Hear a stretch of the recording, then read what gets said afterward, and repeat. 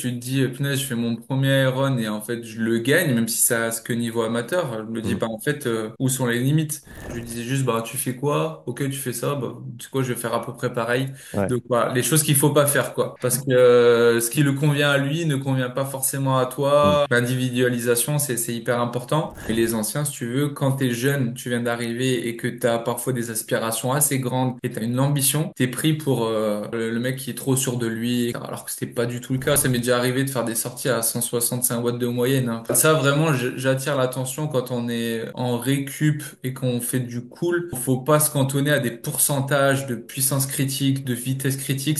Tu fais au ressenti, tu vas cool. Si tu dois faire 120 watts, tu feras 120 watts. Dans cet épisode, j'échange avec le triathlète français Yannick Matejisek. Yannick nous parle de ses débuts en cyclisme, de sa passion pour son métier de gendarme, de sa première victoire en Ironman et de l'évolution de ses entraînements au fil des années. Merci à All You Need Nutrition de soutenir ce podcast. All You Need est une marque de compléments alimentaires made in France de la plus haute qualité, faite par les athlètes pour les athlètes. Donc si tu veux t'assurer de couvrir tes besoins en vitamines et minéraux ou si tu veux complémenter ton apport en protéines avec une whey de haute qualité, utilise le code UPSIDE pour bénéficier de 10% de rabais sur ta prochaine commande. Et reste bien jusqu'à la fin de la vidéo pour en savoir plus sur All You Need Nutrition et pourquoi j'ai décidé de collaborer avec eux. Maintenant, sans plus attendre, voilà mon échange avec Yannick Matejisek. Yannick, bienvenue sur le podcast, comment tu vas? Merci à toi, Sean. Ça fait plaisir. Ça va et toi? Ouais, ça va très bien, je te remercie. Est-ce que tu peux commencer par te présenter, s'il te plaît? Dis-nous qui tu es et qu'est-ce que tu fais. Alors, Yannick Matejisek, je suis triathlète et duathlète longue distance. Je travaille à côté aussi dans les forces de l'ordre depuis plus de 11 ans maintenant. Et puis voilà, je lis les deux, hein. J'essaye le sport au plus haut niveau possible. J'essaye quand même d'aller chercher la perf, on va dire. Et puis à côté, le boulot, parce que bon, c'est un métier passion, mais après aussi, c'est parce qu'il faut vivre. Je t'avoue que si j'avais le choix, j'aimerais bien pouvoir me consacrer un peu plus au sport à l'instant T, le temps de ma carrière, tu sais, là, Mhm. entre guillemets, ma carrière. Et après, pouvoir me remettre dans le taf à 100%, mais pour le moment, c'est un peu compliqué d'avoir suffisamment de sponsors pour gérer les deux, donc voilà. Bah écoute, on te souhaite que ça avance dans la bonne direction et que tu puisses vivre pleinement de ton sport. Parle-nous un petit peu de... Alors à l'heure actuelle, tu fais donc du triathlon, du duathlon également, au plus haut niveau. Est-ce que tu peux nous parler de tes débuts dans le sport? Quand est-ce que tu as commencé le sport? À quel âge? Et qu'est-ce que tu as pratiqué au début? Alors mes parents m'ont mis, je pense un peu comme tout le monde au début, tu sais, au judo, ce genre de trucs et tout. Et sauf que moi j'étais un petit garnement qui aimait juste m'amuser avec mes potes. En fait, du coup, je m'en foutais de totalement de ce sport-là au début, tu vois. Donc après, en fait, je suis allé sur le foot à partir de 6 ans. Après, là, par contre, pareil, mais toujours avec l'histoire des copains, parce que moi, mon but au Mhm. début, c'était vraiment de faire du sport avec les copains. Donc j'ai fait 6 ans de foot malgré tout, avec bah, mes copains de classe, etc. On était tous dans le même club. Et après, au bout de 6 ans, je me suis stoppé parce que justement, mes copains commencent à arrêter. Donc il y avait rien à voir avec la compétition. C'était vraiment voilà d'être avec les potes, puis aussi de bouger. Moi, j'étais quelqu'un qui bougeait beaucoup. Mhm. Mes parents aussi, c'était des sportifs, donc du coup, on allait beaucoup en rando, etc. Donc voilà, après j'étais un petit peu touche à tout, j'ai fait un peu de tennis, un peu de badminton, tennis de table, mais ça donc vraiment tu vois c'est vraiment touche à tout, tu sais pas trop où tu vas. Mhm. Des trucs où t'aimes bien, du rugby aussi, voilà. Et après en fait un moment est venu un déclic. Mon père en fait faisait beaucoup de vélo. Et souvent les dimanches, il me disait, vas-y, viens faire un tour avec moi. Et là, j'avoue que là, c'était les mots. Au début, j'étais en mode, pouah, ça me saoule. Et regarder le Tour de France et tout ça, je me souviens, j'étais à côté de lui, moi, je m'endormais à moitié, etc. C'est avant que ça m'intéresse comme ça Mhm. m'intéresse maintenant.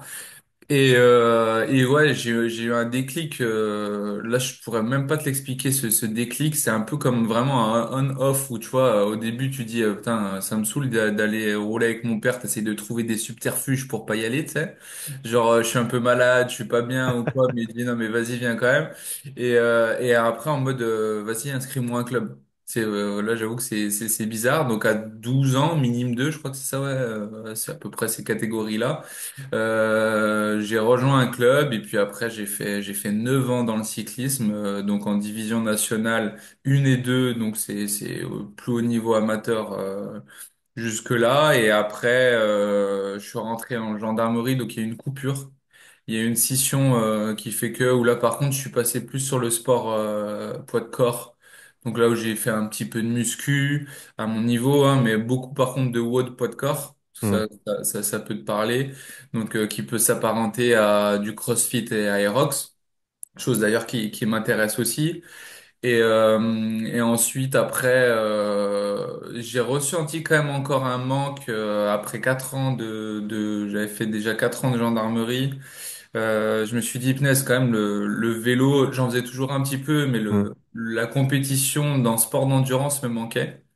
Et j'avais un ami, en fait, qui faisait du triathlon. Il m'a dit, bah, vas-y, viens, on teste. Et en 2017, du coup, j'ai testé et franchement, j'ai adoré.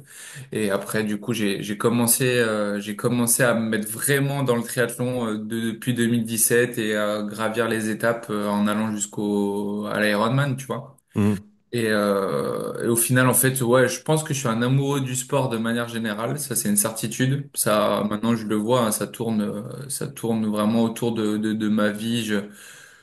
J'aime tous les sports. Demain, tu me dis, vas-y, on va faire un paddle. Je te dis, vas-y, chaud. Tu me dis, vas-y, on va faire le tour du lac en paddle aussi, du coup, en kayak, ce que tu veux. Je vais dire, vas-y, je viens aussi, tu vois. Hmm. Voilà, c'est vraiment de manière générale. Mais après aussi, forcément, il y a ce côté compétiteur que j'ai à mon âge et que j'ai toujours cette fibre. Et là, du coup, c'est tout ce qui est triathlon, duathlon et même aussi un peu aérox parce que j'ai fait mon premier là ce début d'année et puis j'en ferai un autre d'ailleurs en fin d'année. Donc Hmm. voilà. On reviendra sur les rocks, je vais en parler un petit peu avec toi.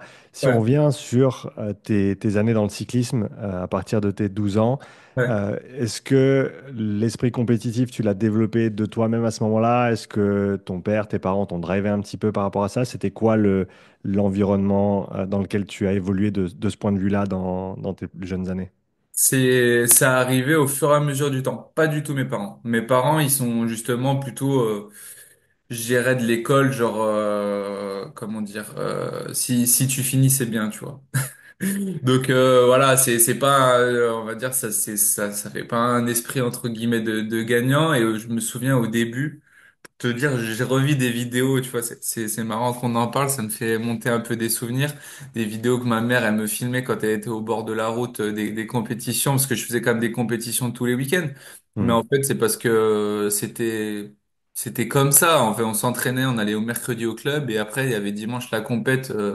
Il y avait énormément de compètes dans le département et la région, donc on n'avait pas besoin de faire beaucoup de routes.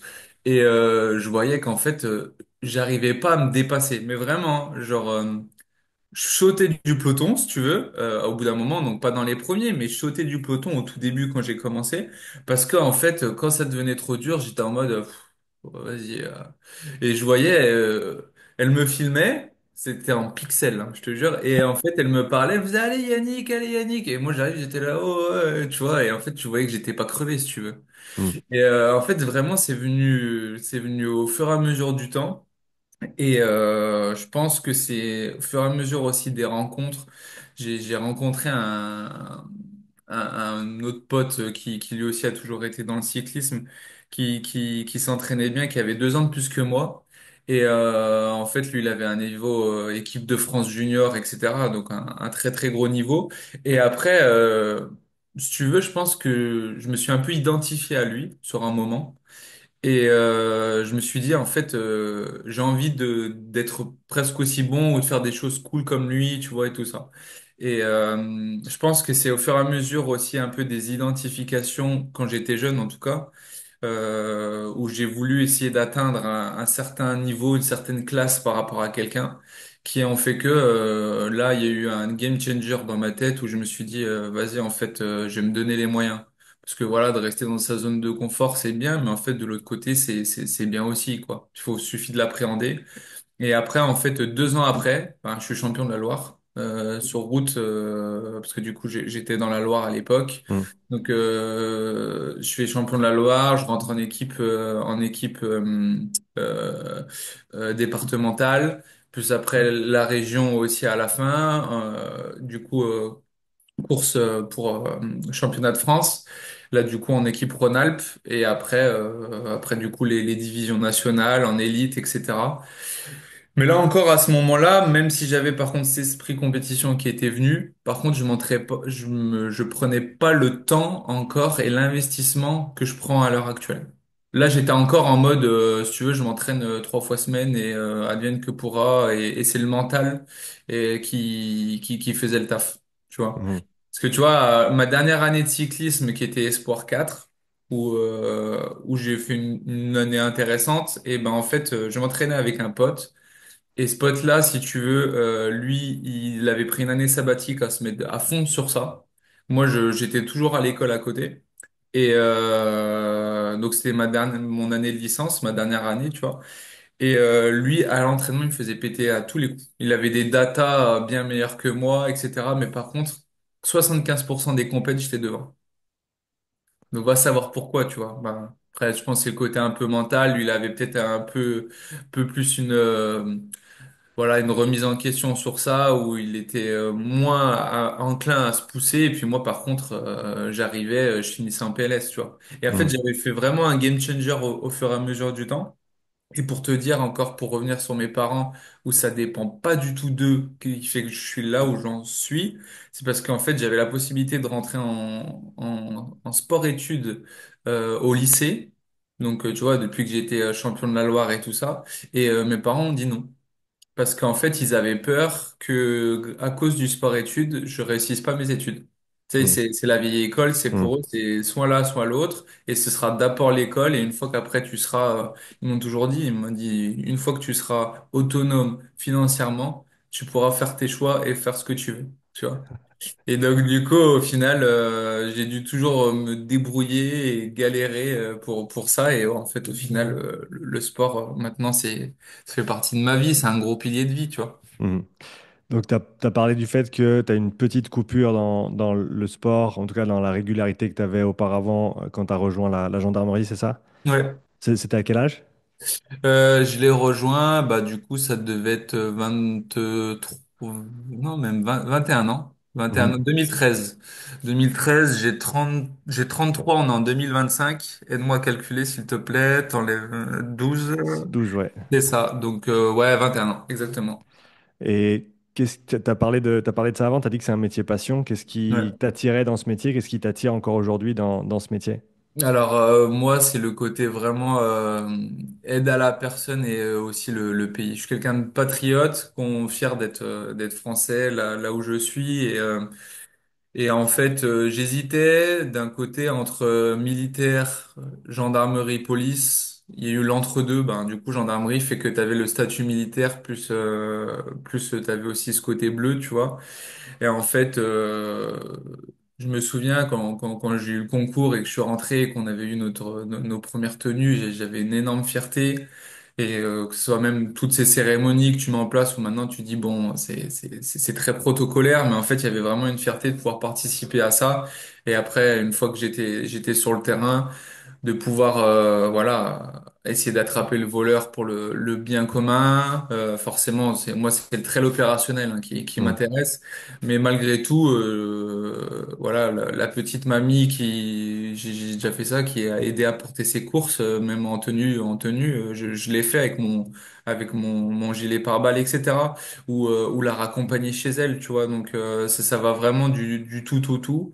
Et je pense que ouais, pour tenir aussi longtemps, surtout en cette période un peu entre guillemets de crise, on va dire, où c'est pas simple en France, ben je pense qu'on y reste par passion aussi, tu vois, et par valeur et par voilà ce qui nous anime tous. Et on le voit entre collègues et amis. Tu vois, tout à l'heure, après, je vais au resto avec des collègues qui sont devenus des amis. Et puis voilà, on se serre les coudes et on est content de faire ça, tu vois. Hmm. Tu peux expliquer pour ceux qui peut-être connaissent pas très très bien les détails de tout ça, la différence entre la gendarmerie et la police? Alors en fait, donc tu as trois, on va dire, grandes forces en termes de FDO. Tu as de forces de l'ordre. Tu as donc la gendarmerie qui est donc à caractère militaire, qui est plus dans la zone euh, périurbaine et rurale. Donc c'est Mhm. vraiment en fait la campagne entre guillemets. Mhm. Et après, tu as la zone police nationale, donc c'est la deuxième force étatique. Les deux sont des forces étatiques, donc qui dépendent de l'État, qui elles sont vraiment zone urbaine, donc c'est en fonction du nombre d'habitants. Donc dans les grandes villes, tu vas l'avoir par exemple à Montpellier, Lyon, Béziers, etc. Autres. Et ensuite, après, la dernière, la police municipale, qui, elle, c'est selon si la commune a décidé d'intégrer une police municipale, donc elle va avoir sa police, qui, eux, donc Mhm. est une entité territoriale et qui va faire son travail essentiellement sur son territoire de sa commune.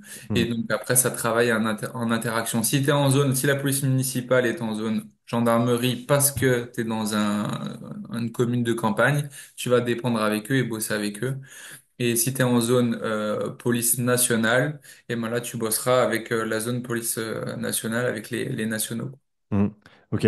Pour ce qui est des tests d'entrée, comment ça s'est déroulé? Est-ce que tu avais pris des longueurs d'avance pour te préparer par rapport aux tests qui t'attendaient? Et dans quelle mesure est-ce que tes années de cyclisme auparavant t'ont aidé avec tout ça? Bah là, du coup, en fait, c'est un concours pour ces trois entrées, c'est un concours. Tu commences d'abord par un écrit. Donc là, il y a énormément de personnes. Donc moi, à mon époque, entre guillemets, en 2013, quand j'ai passé le concours, donc gendarmerie sous-officier, on devait être, je crois qu'on était, j'ai pas envie de te dire de bêtises, 14 000, aux alentours de 14 000 Ok. à le passer, et pour 950 places, à peu près. Ok. Et donc, du coup, c'était encore à l'époque où il y avait quand même pas mal de monde pour peu de places. Maintenant, Mhm. c'est plus à l'inverse de tendance, on est plus beaucoup en sous-effectif. C'est vrai. Et avec d'ailleurs des notes revues à la baisse, etc. Moi, je crois que je suis passé avec 15 de moyenne sur Mhm. le concours, tu vois. Mhm. Et, je crois que je finis 650e de mémoire. Ok. Donc là, en fait, au début, ouais, t'as la partie écrite, donc rédaction, on va dire, d'un sorte de rapport, comment ça s'appelle, tests psychotechniques, voilà. Ensuite, après, si tu réussis, donc là, tu passes à la deuxième étape. Ils te disent que voilà, t'es pris par rapport à tant de personnes. Tu passes en deuxième étape. Et là, la deuxième étape, c'est l'oral, donc face à un jury. Où là, pareil, tu vas tirer un sujet de culture G, tu sais pas sur quoi tu vas tomber, et en gros, tu dois faire un plan et parler dessus pendant 10 minutes. Donc là, pareil, tu fais de la prépa, c'est ta culture générale, quoi. Et ensuite, après, devant une psy. Donc là, tu vas Mhm. échanger. T'as pas de notes et voilà, ils vont voir si c'est OK. Et le dernier, c'est le sport, forcément. Et là, le sport, en fait, pour la gendarmerie, après, c'est différent pour les autres forces, mais la gendarmerie, c'était un parcours qui alliait rapidité, agilité et force que Mhm. tu devais faire en moins de temps possible. Et généralement, en fait, voilà, moi, c'est vrai que j'étais sportif d'endurance. Voilà, je me suis pas fait de soucis, quoi. Je savais un peu que ça. En fait, je l'ai même pas préparé de manière spéciale parce que sachant que j'avais quand même un bon niveau dans le cyclisme, un niveau Mhm. correct du moins. Je l'ai fait, ça s'est passé les doigts dans le nez.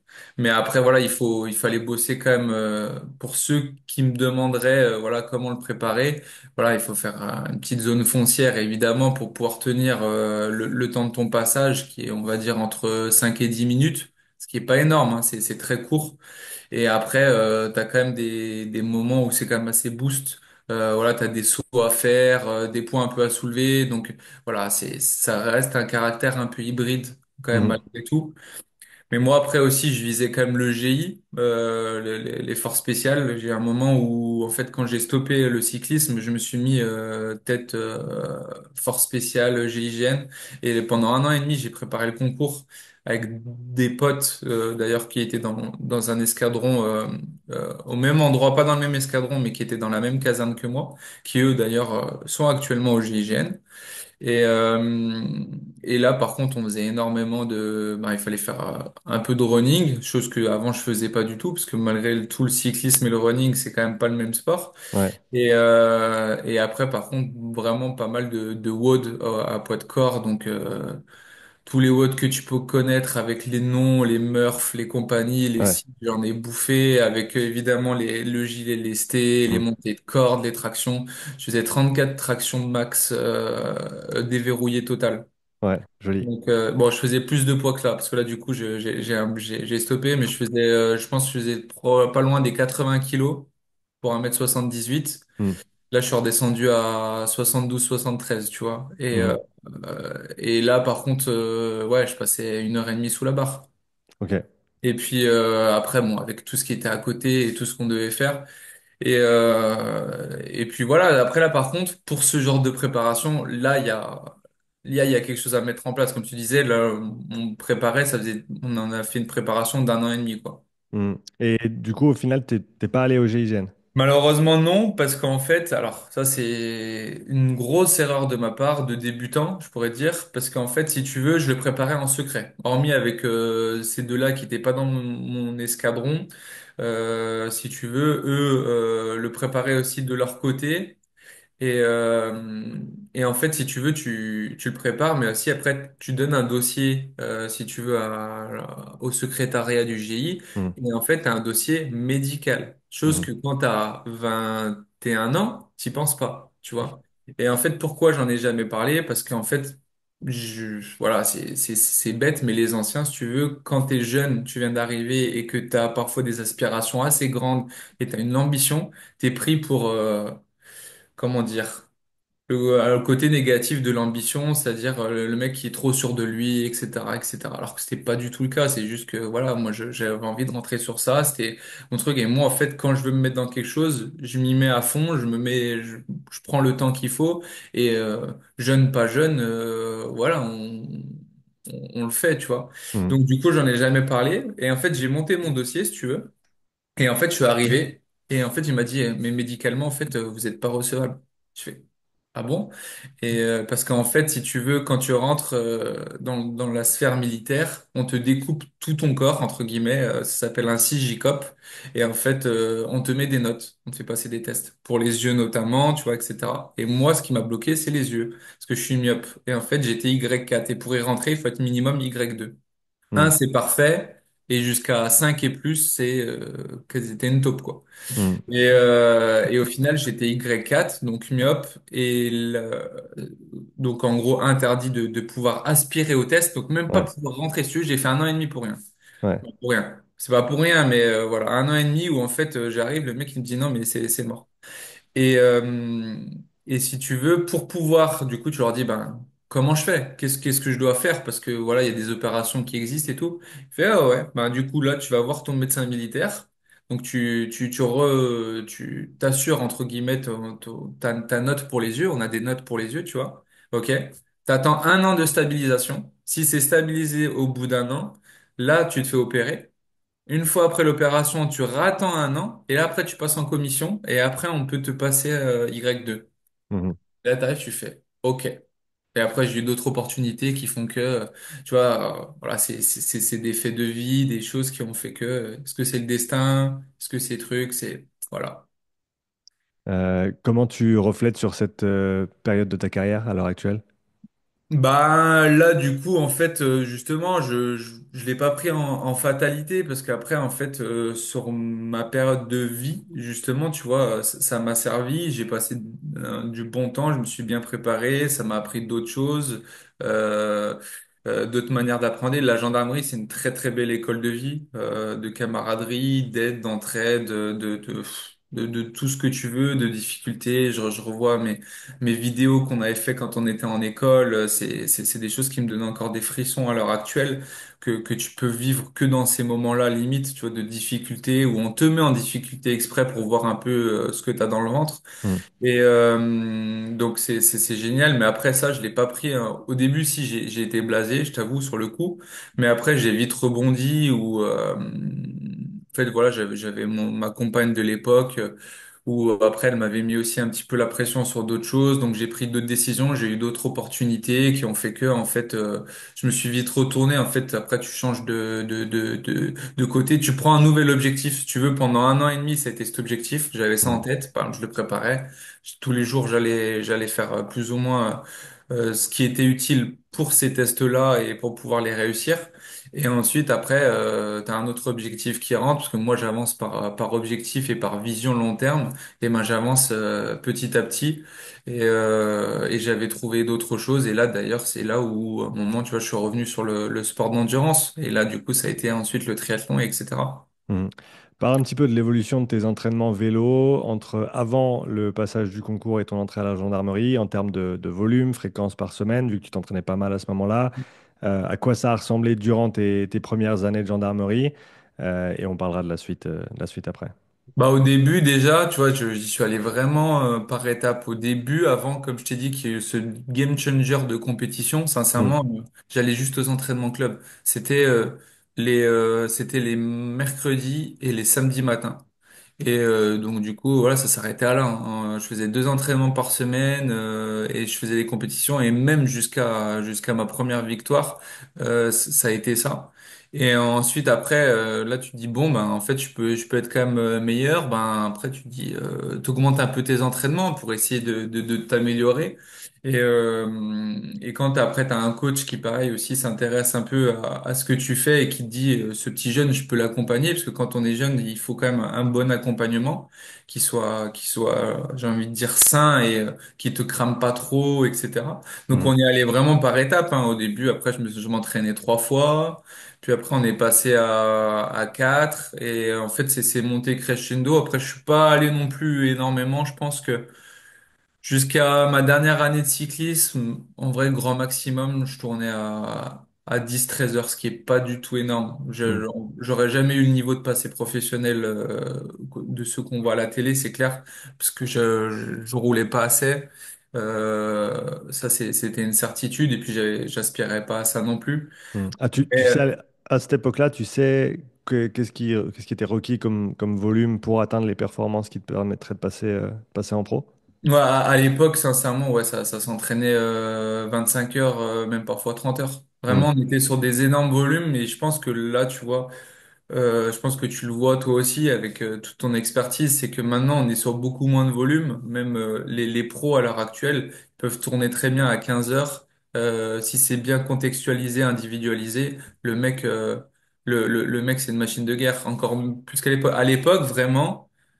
C'était volume, volume, volume, volume, volume. Les mecs, ils bornaient, mais comme des porcs, en tout temps, en tout lieu. C'était fou. Et c'était ce qu'on me disait. Il faut aller faire 4 heures, même s'il fait moins 8 dehors et tout machin.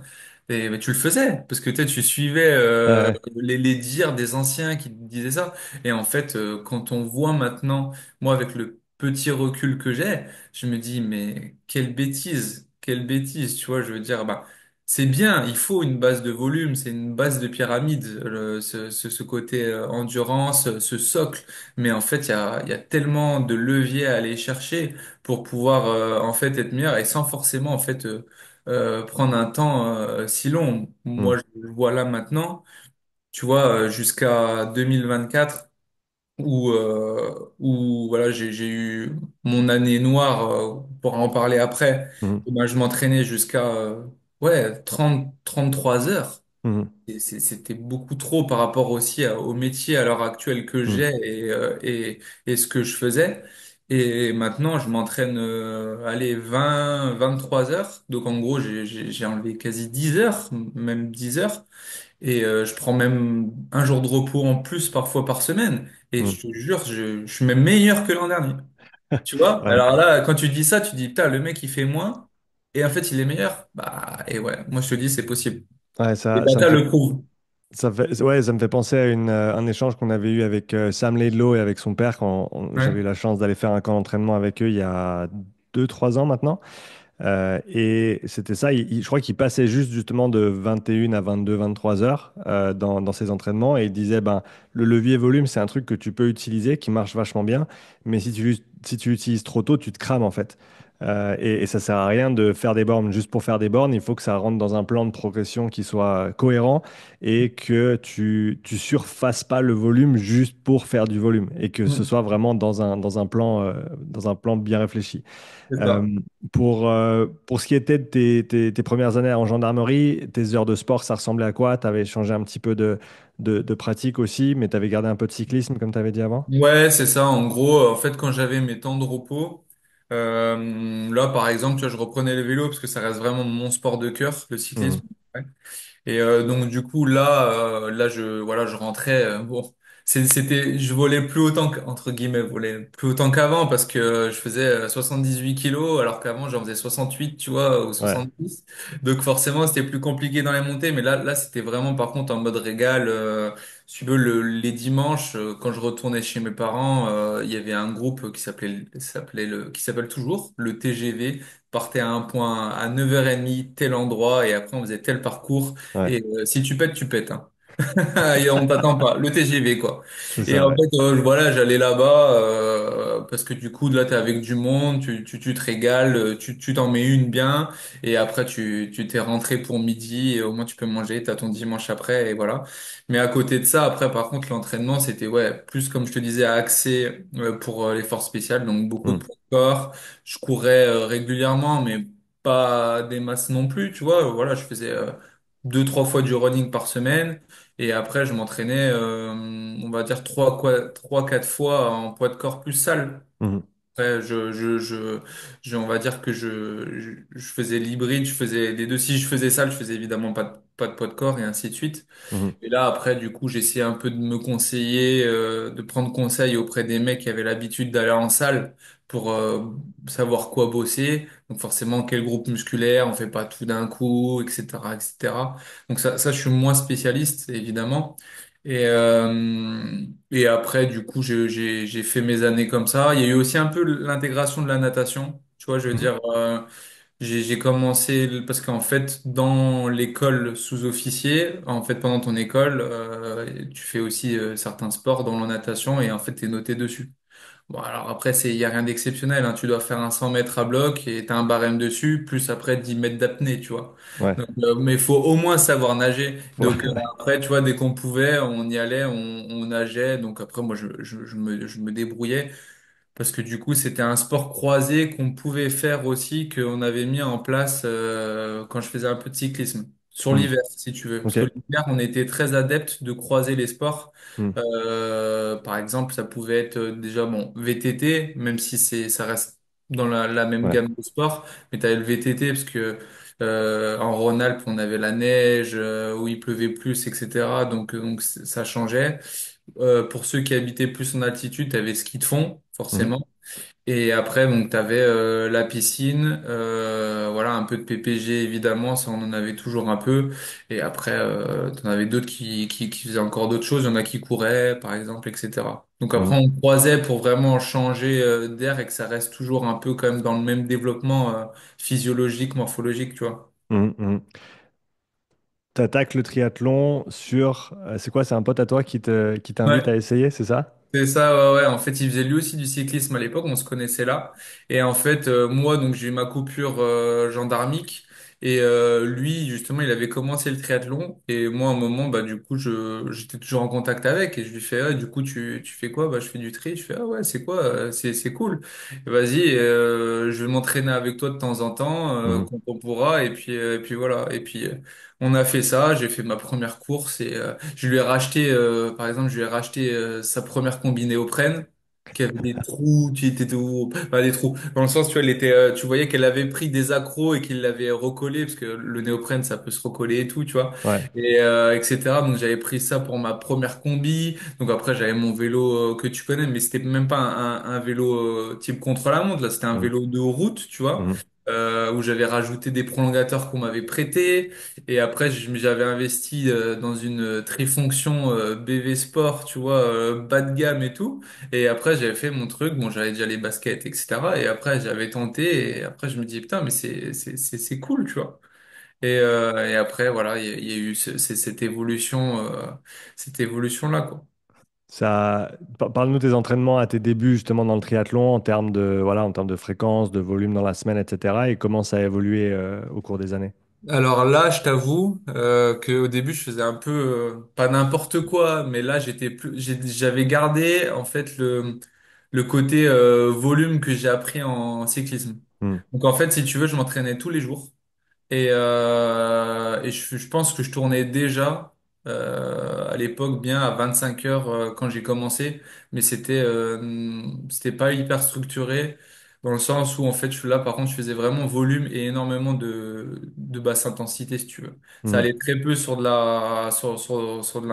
l'intensité cible ou autre parce que bah déjà j'avais pas de coach aussi quand j'ai commencé, hmm. c'était lui, il m'en a parlé. Après, je lui disais juste, bah, tu fais quoi? Ok, tu fais ça. Bah, tu sais quoi, je vais faire à peu près pareil. Ouais. Donc, voilà, les choses qu'il faut pas faire, quoi. Parce que ce qui le convient à lui ne convient pas forcément à Hmm, toi. Voilà, il y a l'individualisation, c'est hyper important.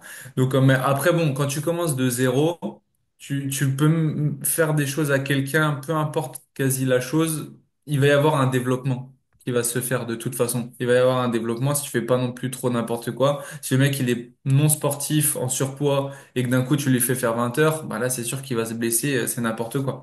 Mais voilà, j'ai toujours été sportif. hmm. Les 20 heures, je savais ce que c'était. Je me mets à faire 20 heures avec juste trois sports. Voilà, je me dis, ok, je vais nager deux, trois fois. Je vais faire encore du vélo deux, trois fois. Je vais courir deux, trois fois. T'as fait ta semaine. T'es à 20 heures. Voilà. Donc en gros, c'était un peu, ouais, un peu n'importe quoi. On va pas se mentir. Et après, bon bah j'ai eu mon premier. Malgré tout, j'ai quand même fait quelques petits résultats intéressants chez les amateurs. Et après. T'étais sur quelle catégorie, quelle distance de triathlon à ce Bah, moment-là? au début, quand j'ai commencé en mode découverte, au début, j'ai fait des S et des M, hein. Hmm, Donc, c'est les S, c'est donc, si je dis pas de bêtises, c'est 750 mètres de natation, 20 kilomètres à vélo et 5 à pied. Donc, moi, hmm. ça me convenait pas du tout parce qu'en fait, j'arrivais déjà avec un certain âge, à la vingtaine. Donc, tout ce qui était la vitesse, c'était mort. Déjà, tu vois.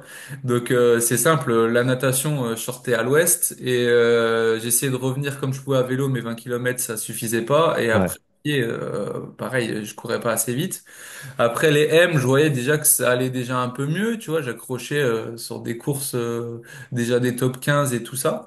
Et en fait, au final, au fur et à mesure, je me suis dit déjà le longue distance, ça a l'air d'être cool. Et en fait, quand je suis arrivé sur le longue distance, mais là par contre, je me faisais coacher. Bah, en fait, c'est ce qui me convenait bien parce que j'ai pas de réserve de vitesse vraiment parce que j'ai pas formé ça dans mon passé dans mon passé de sportif. Voilà, il y en a, ils sont très bons à ça parce qu'ils ont fait de l'athlétisme, ils ont Hmm. des choses. Moi, c'est pas ça.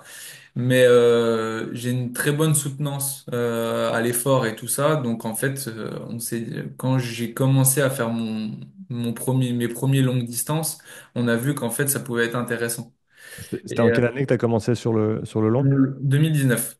Ok, J'ai donc tu as fait fait deux deux ans, voilà. ans. Ouais, Ouais. c'est ça. J'ai fait 2 ans où en gros je me suis fait mes armes à faire des S et des M à droite à gauche qui restaient dans la région, tu vois, un peu cool, un peu sympa. Mhm. Et ensuite, après, en 2019, j'ai fait mon premier Alpha Ironman à Aix-en-Provence. Mhm. Et j'ai chopé la qualif pour les mondiaux en 2019 qui était à Nice. Et là, pareil, j'avais pas de coach. Je me suis coaché tout seul, j'ai fait mes trucs. Alors, je fais la place, on s'en fout, elle est très anecdotique. Mais du coup, c'était cool. Et à partir de 2000, donc fin 2019, je prends mon premier coach que tu connais, Caroli,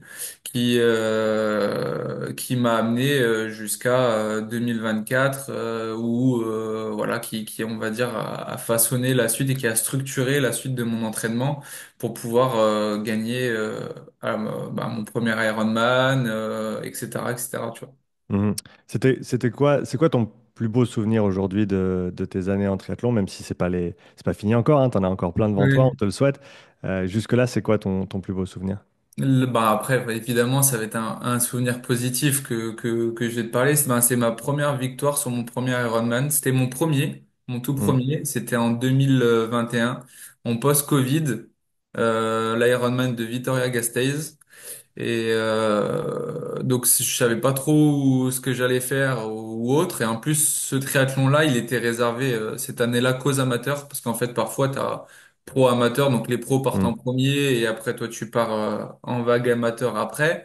Et t'as jamais la chance de soulever la banderole si tu veux, parce qu'en fait, c'est le premier pro forcément qui va la ouais. soulever. Et toi, même si tu fais premier amateur, parce que quand j'étais amateur, l'année 2022, j'ai remporté, je crois, quasi toutes les courses sur lesquelles j'ai participé, sur amateur, je parle. Hmm, Et je me classais aux alentours de la 10e place overall avec les pros. Et donc forcément, tu la soulèves jamais. Mais là, cette année-là, donc, va savoir pourquoi, il n'y avait pas de pro. Donc en fait, c'est simple, le premier amateur allait soulever la banderole. Et là, j'avoue que c'était fou parce que je savais pas dans quoi j'allais, c'était mon premier. Et en fait, j'ai eu la chance de sortir pas trop loin de l'eau, en tout cas, même si j'étais pas très bon. Et en fait, j'ai pris rapidement la tête à vélo. Et en fait, j'ai fait quasi les 180 bornes. J'ai dû faire les 165 bornes à vélo tout seul devant, derrière avec la voiture ouvreuse en visu, tu vois.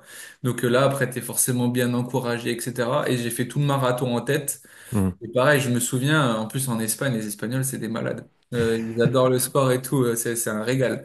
Et en fait, voilà, t'arrives, tu passes, ils font, allez, vamos, yeah, yeah. Tu vois, ils sont tous là à crier, tu passes. Et en fait, moi, je me souviens, c'était plusieurs tours. Premier tour, t'étais un peu euphorique, tu faisais signe un peu aux gens, ouais, merci pour l'encouragement et tout. Bon, deuxième tour, j'étais en croix, j'essayais de finir le plus vite possible parce que là, je commençais à décélérer au niveau hmm, vitesse, que j'en pouvais plus. Heureusement, je passe la ligne, je me souviens, t'arrives le grand, t'as comme ça s'appelle, ils mettaient un tapis rouge, tu sais, hmm, le tapis Ironman. Et j'arrive, j'étais en crampes, j'en pouvais plus, tu vois, et là, t'as ce gain de joie, bah, déjà, de finir ton Ironman, forcément, pour hmm, beaucoup. Mais là, par contre, d'être encouragé avec les artifices qui pètent sur les côtés, et là, tu vois cette banderole qui monte, et t'arrêtes, tu la prends et tu la lèves. D'ailleurs, je crois que je t'avais même pas envoyé en photo, je peux te l'envoyer, c'est là, et ça, tu sens que, voilà, c'est un accomplissement, tu vois, pour toi, et tu vois aussi l'engouement des gens qu'il y a autour du sport, et forcément du fait que tu sois premier, t'es bien encouragé, même si pour moi, il y a autant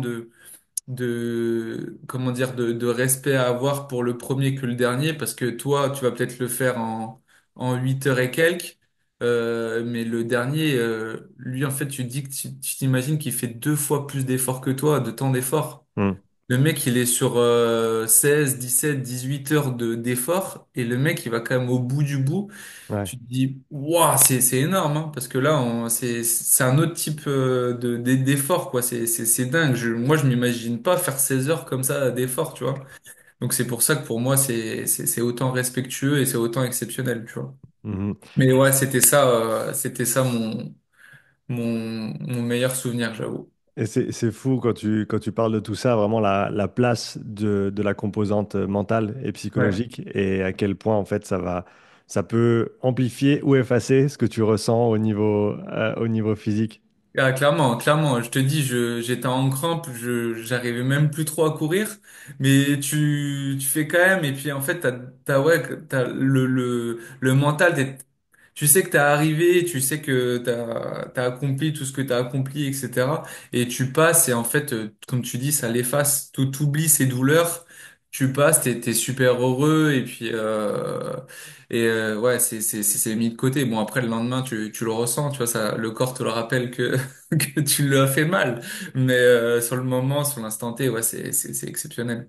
Donc c'était ton premier Ironman, hein, c'est ça? Premier, ouais, le Et, premier, et tu et j'avoue, première victoire, ouais, c'était cool. ça t'a accroché un petit peu pour la suite? Ça a été un tournant un petit peu dans l'évolution de ton triathlon? Ouais, clairement, parce qu'en fait, tu te dis, punaise, je fais mon premier Iron et en fait, je le gagne, même si ça reste que niveau amateur. Je me dis, Hmm. bah, en fait, où sont les limites? J'ai une phrase que j'aime beaucoup dire, c'est ta seule limite, c'est celle que tu t'imposes. Et c'est clairement ça. Et en fait, moi, du coup, c'est vrai que dans ma tête, je me suis dit, ben, en fait, je vais essayer d'être encore plus sérieux et d'y aller encore par étapes, de prendre le temps et de voir jusqu'à où je peux aller. Et là, tu vois, on est fin 2021. Hmm. Et après, ben, 2022-2023, j'ai fait mes deux plus belles années, en tout cas, dans la progression. Bon, alors, elle est très linéaire, hein. Tu peux regarder les étapes, tous mes temps et tout, et les datas, c'est linéaire, mais en fait, ça fait des belles choses. 2022, je vais au mondiaux à Hawaï amateur, je fais sixième amateur, deuxième français, en 8 heures, moins de 8h45, ce qui est, bon, avant cette année où Sam et compagnie, ils explosent tout, ça fait des super beaux temps. Hmm. Et je crois qu'en 2022, en amateur, je remporte quasi, comme je te disais, toutes les courses sur lesquelles je vais, que ce soit sur Half ou Iron, Hmm. chez les amateurs. Et ensuite, après 2023, je rentre en catégorie pro. Et Comment ça fonctionne le fait de rentrer en KT Pro? Est-ce qu'il y a des qualifs? Est-ce que c'est sur la base de tes résultats c'est préalables? ça. Ouais, c'est ça. En gros, la FF3, si tu veux, donc la Fédération française de triathlon, elle a mis en place des barèmes. Hmm. Et donc, en gros, c'est sur les labels qui sont donc les labels privés qui sont Ironman Challenge. Sur ces deux labels-là, il faut les conditions, c'est de faire donc sur Ironman, c'est top 20 overall. Donc Mhm. là, c'est avec les pros aussi comptés et moins de 8% du temps du vainqueur. Ok. Donc grosso modo, s'il fait 8 heures, toi voilà, tu peux pas faire 10 heures, c'est mort. Hmm. Même si par exemple tu fais 19e mais tu fais 10 heures, tu seras pas compté, tu vois. Mhm. Et donc tu as quand même une composante quand même de performance qui est quand même assez importante. Sur Challenge, je crois que c'est top 15 et pareil 8%. Et après, tu avais une dernière conditions, je crois que c'était les championnats de France à l'époque encore, où une course était un championnat de France. Il fallait faire, je crois, top 10 du championnat de France. Et là, du coup, en fait, tu avais une attestation remise par la Fédération française de triathlon qui Hmm. disait que tu étais considéré comme triathlète élite slash professionnel, comme quoi, voilà, tu étais reconnu comme tel. Et là, en fait, t'envoyais ça au label. Donc, tu envoies ça à la personne qui gère Ironman, les athlètes Ironman. Et en fait, elle te permet d'acheter ta licence professionnelle. Donc, Hmm. toi, il faut que tu achètes ta licence professionnelle Ironman, en plus de Hmm. ta licence de Fédération française de triathlon, tu vois. Ouais. Et puis, voilà, pareil pour Challenge, tu leur montres ça. Et ensuite, pareil, alors, eux, ils ne te font pas une licence. Eux, ils marchent différemment. Eux, ils marchent plus au classement PTO, tu sais, t'as un classement Oui. international. Et puis, voilà. Ok. Donc, tu passes pro en 2023, c'est C'est ça? ça. Ouais. Comment est-ce que tes entraînements évoluent ou changent entre 22 et 23? Bah là, pour le coup, j'étais toujours avec le même coach, donc du coup, au final, ça change pas plus que ça. On va dire, bah, lui, ses méthodes, elles évoluent un petit peu, mais on est toujours sur l'hiver. On essaye de faire de la plus haute intensité et ensuite, après, sur l'approche des courses, on bosse énormément à tempo. On Mhm. faisait beaucoup de tempo course, voilà, selon la course que tu préparais. Mhm. Et c'est vrai qu'il y avait quand même malgré tout, il y avait quand même un bon attrait pour le volume. Peut-être un peu trop maintenant avec le recul, en tout cas par rapport au mode de vie que j'ai. T'es à quel volume hebdomadaire là sur ces années-là? Sur Zenaya, je poussais jusqu'à ouais, 30-35 heures. Ok. Ouais. Ouais, c'était trop. C'était trop. En fait, avec le recul que j'ai à l'heure actuelle, en fait, je tenais le coup parce qu'en fait, je pense que ce qui me caractérise, c'est, je pense, une force mentale et quelqu'un de besogneux, de travailleur. Je me considère pas comme talentueux, mais je me considère vraiment comme travailleur. Et en fait, moi, j'ai l'esprit un peu militaire. Au moins, on me dit de faire, je fais. Et Mhm. je vais le faire même sous la fatigue ou autre. Et même si la séance ne passe pas, tu vois, mais c'est pas top. L'après-fatigue, ça peut être bien dans ce sport pour bosser certaines choses, mais c'est pas toute l'année, tu vois. Et au final, ça m'a quand même monté, vraiment, hein, tu vois, je veux dire, il m'a façonné à être là où j'en suis à l'heure actuelle. Mais Mhm. après, au bout d'un moment, tu arrives à un plafond. Alors, ce plafond, est-ce qu'il arrive au bout de 6 mois, parce qu'il y en a qui vont se blesser? Ben, moi, il est arrivé au bout de 2024, donc j'ai pu quand même tirer loin, parce qu'en fait, on utilisait aussi le HRV, tu sais, HRV for Training, Hmm. et en fait, alors moi, je pense que du coup, il y avait du faux, c'est obligé. Malgré la fatigue que tu ressentais et que tu percevais toi-même, j'étais quasi tout le temps dans le vert. Ok. Et Tu te dis, ça, comment c'est possible? et ça faisait plusieurs années que tu l'utilisais, donc tu avais t'avais Ouais, ouais, j'avais quand beaucoup de data sur même lesquelles te data. baser et tu savais quelles étaient tes normes, etc. C'est ça, mais malgré tout, tu vois, même si à un moment je me sentais cramé, que j'avais pas beaucoup dormi et tout, parce que franchement j'avais un mode de vie, il était, pendant 1 an et demi, tu vois, quand je suis descendu dans le sud après, j'ai muté dans le sud et tout, Mhm. pendant 1 an et demi j'allais à la piscine à 7, donc c'est à 50 minutes de route par rapport à là où j'habite, donc je faisais l'aller-retour et c'était 7 heures dans l'eau, et je bossais la veille parfois, Ouais. et je rentrais à 2 heures du mat. Et j'ai réussi à faire ça pendant 1 an et demi. Mais genre, il y a des fois, je me dis, mais comment c'est possible? Et après, je rentrais et après, je faisais vélo cap. Et Mhm. après, j'allais bosser. Mhm. Et ça, c'est bien quand bah, j'arrive à tenir le coup. Mais en fait, il y a des moments, je te jure, je me levais, j'étais un zombie. En fait, tu deviens un zombie. Et en fait, je pense la progression. Elle va sur un temps parce que comme je t'ai dit, tu mets des choses en place, ton corps va forcément évoluer, il voit des choses de nouveau, il a des nouveaux stress, il crée des nouvelles adaptations physiologiques, morphologiques, etc. Mais en fait, au bout d'un moment,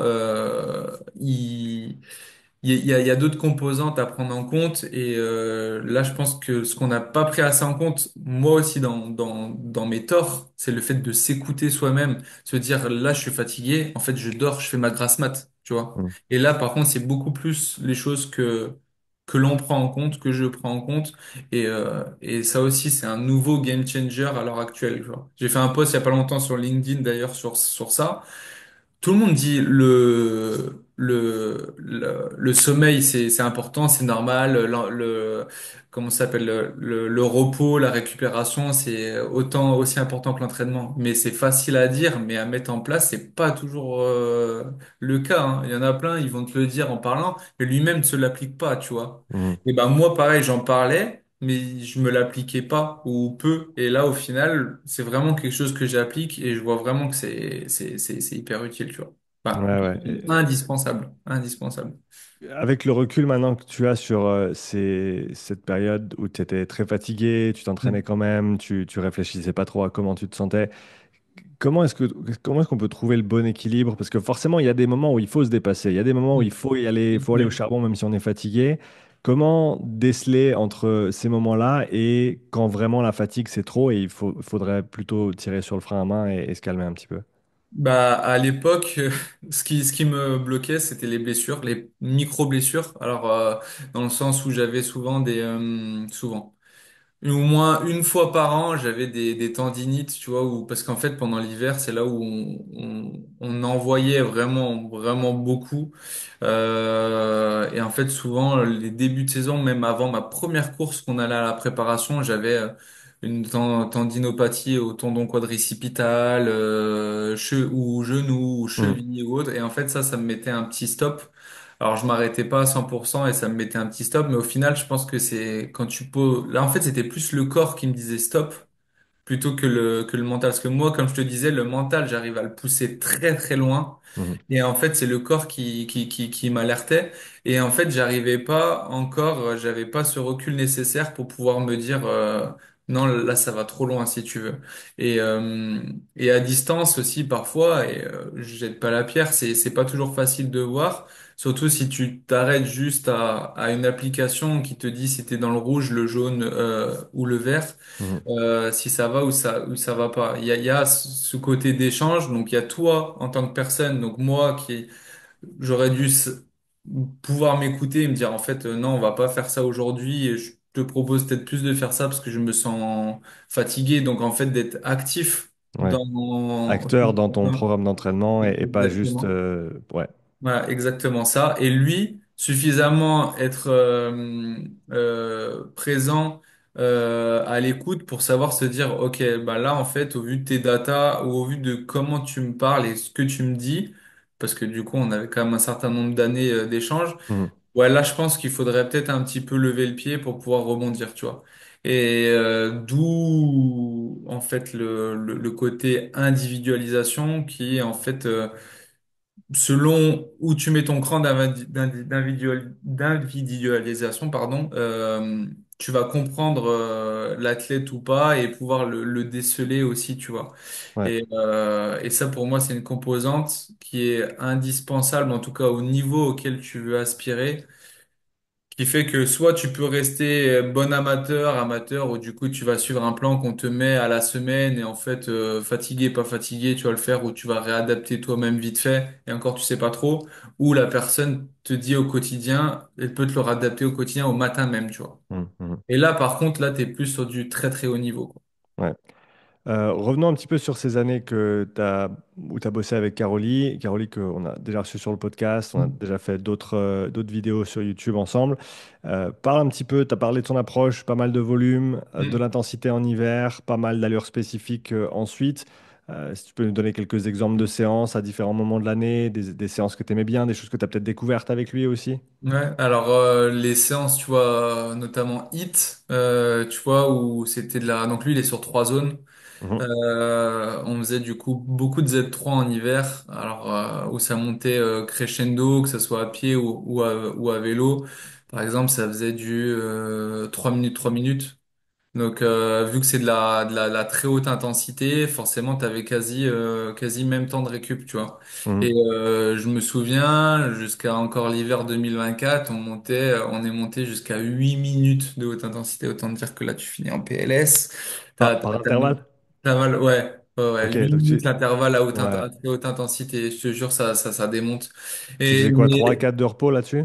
on était à 4. 4, ouais. On était à 4 et là, franchement, ça faisait très très mal et tu faisais genre juste 4, tu vois, 4 fois Ouais, 8. ouais, Parce que du coup, t'es généralement la Z3 ou la Z5 selon ton truc, selon les zones que tu choisis, sur lesquelles tu travailles, pardon, le nombre de zones dans lesquelles tu travailles.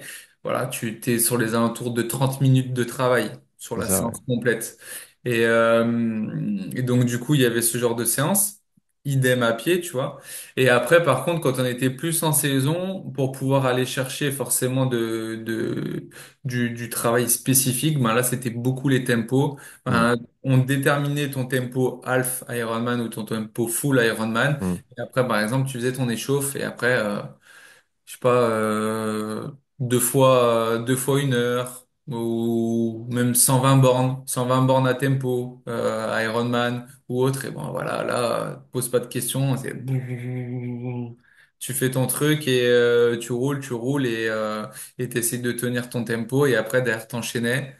Pareil, à tempo. Et bon, c'était pas ça tous les jours, évidemment, hein. Il y avait beaucoup couplé de basse intensité pour réguler le système, le SNA, etc., pour pouvoir garder ça sur les moments où moi j'étais en repos du boulot, pour Mm. pouvoir les faire là, ce qui était souvent les dimanches ou les lundis. Moi, souvent, c'est les dimanches ou les lundis que je travaille pas, où ça tombe bien, et ben c'est là où je faisais mes gros travaux. Et puis lui, aussi, il était très big day, une période. Je sais pas si tu avais entendu parler de ces termes-là. Non. Non, bah en gros, moi j'appelle ça le peak day, la journée de porc, tu vois, parce Ah, que ok, du coup, en ouais, fait, on faisait, ouais, moi j'avais à peu près, sur la journée, j'étais entre 7 et 9 heures de sport. ouais, Donc en gros, je me souviens, je me lève, tu pars faire entre 4 et 6 heures de vélo, puis après tu fais entre 1 heure et 1 heure et demie à pied, et après tu fais ta séance de natation. Et voilà, t'es sorti.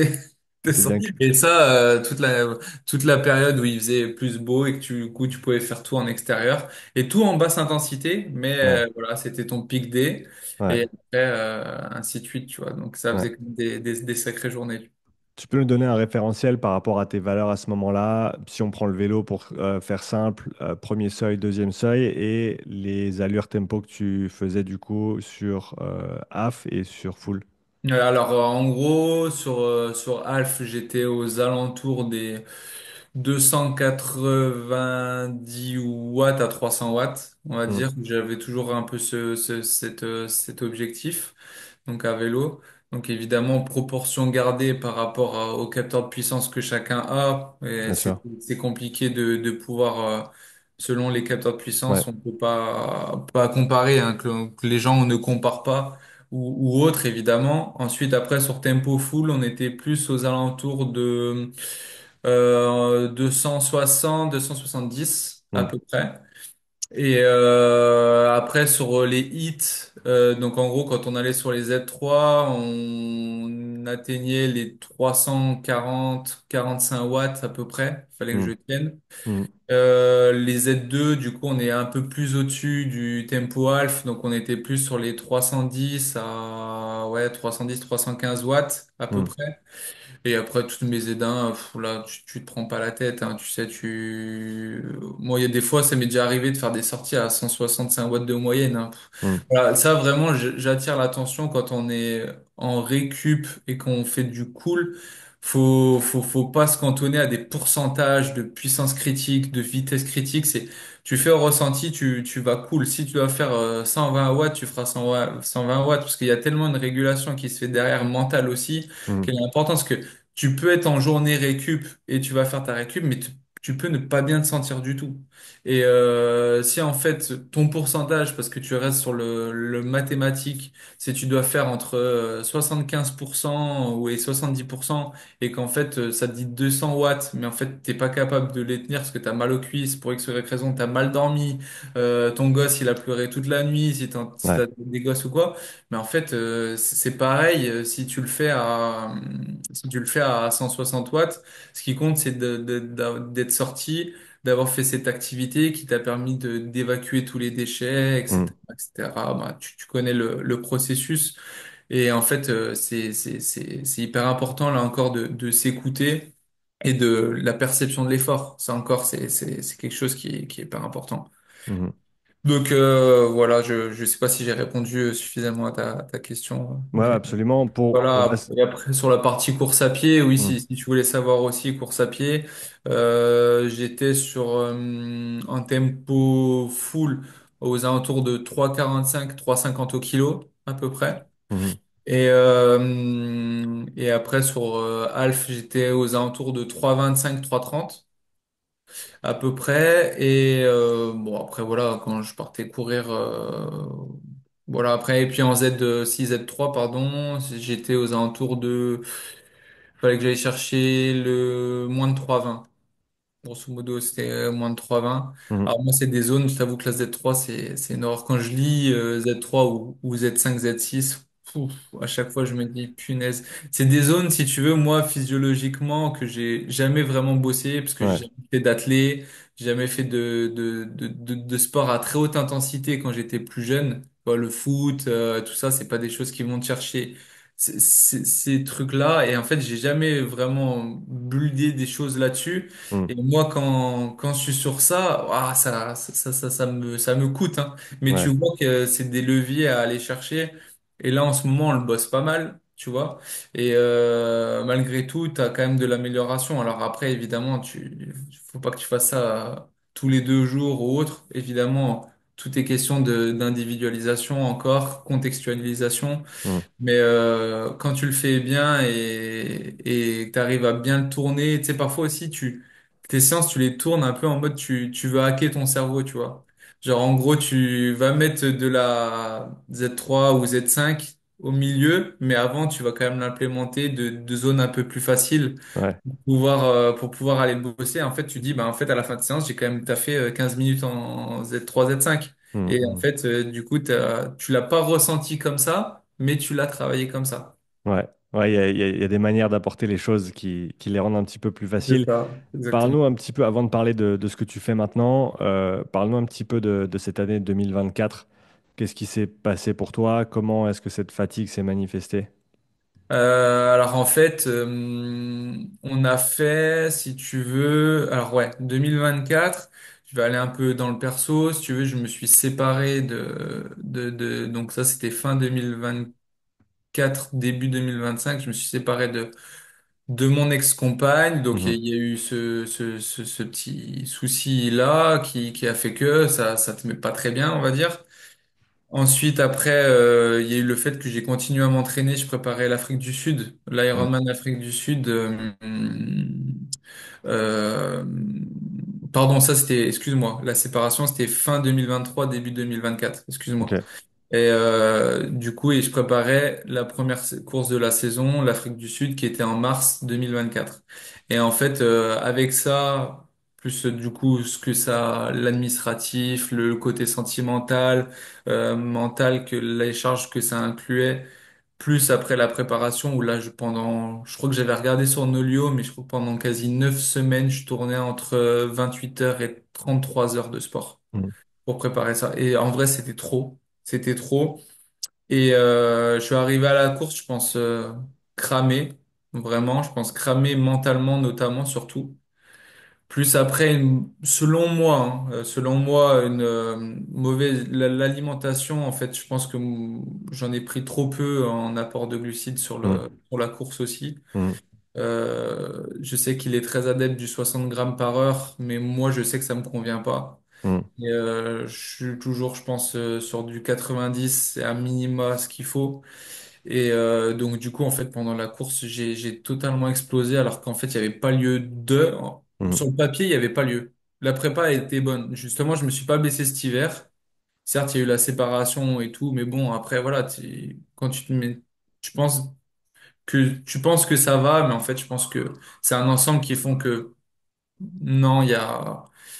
T'as pas le recul nécessaire si tu veux à l'instant T pour pouvoir te dire qu'en fait ça va pas et c'était pas le bon moment et qu'en fait il aurait peut-être fallu mettre ça de côté. Tu vas quand même coûte que coûte, c'est un beau Ouais. voyage, c'est cool, il y avait ma famille, mais en fait je pense que j'étais pas à même et en fait, en plus, j'ai fait la course, j'avais une fracture à la main Mm. aussi. Parce qu'en fait, débilement que j'ai fait, je charge mon vélo, je force très très fort sur mon boîtier pour pouvoir retirer un bidon. Et en fait, quand ça s'est lâché, j'ai tapé sur ma boxe et en fait, je me suis refracturé le petit doigt. Ouais. Et je le savais, hein, je le sentais, j'avais pas fait de radio. Je partais 2 heures après, Ok. dans l'avion. Mm. J'y suis allé, j'ai fait, je pense que c'est parce que en fait, je me suis déjà fracturé ça au boulot. Je me suis dit, je pense que il y a ça. Bon, bref, on va voir. J'ai fait la course avec une fracture à la main, plus avec tout ce qui est inclus. Je l'ai fini. Ouais, en 9 heures, je crois, en 9 heures et quelques, malgré Mm. l'explosion aussi pendant le vélo, j'ai quand même réussi à terminer. Pouah, enfin bref, c'était une catastrophe. Mm. Donc je pense qu'en fait, on est parti sur un surmenage mental vraiment. Donc je dirais Ouais. pas burn-out, parce que pour moi, burn-out, c'est quand même quelque chose de très fort, Ouais. où tu vas quand même tu veux plus sortir, ça, Mm. voilà, des choses, je peux pas trop parler de ça, je peux pas en parler parce que je le connais pas. Je connais Mm. pas le burn-out, ce que ça vaut. C'est plus quelqu'un qui l'a vécu, je pense qu'il pourra en parler.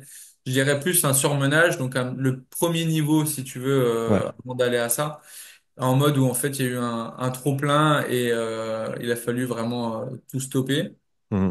Et ensuite, en plus, après ça, donc tu te relèves, tu te dis, bon, ok, il y a tout ça, on va. Donc après, j'ai fait ma radio, ça a prouvé que j'avais bel et bien une fracture. Mm. Donc j'ai fait un Ironman avec une fracture. Après voilà, mentalement, tu sais que t'es trop fatigué, ça va pas.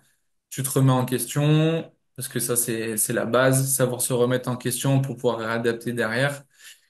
Et après, alors que tu vois, il y avait une repente montante, et ben bam, accident de la route avec un automobiliste, alors que Mm. moi j'étais à vélo, qui me renverse sciemment le 11 mai 2024. Mm. Donc là, pareil, on retombe sur la fracture.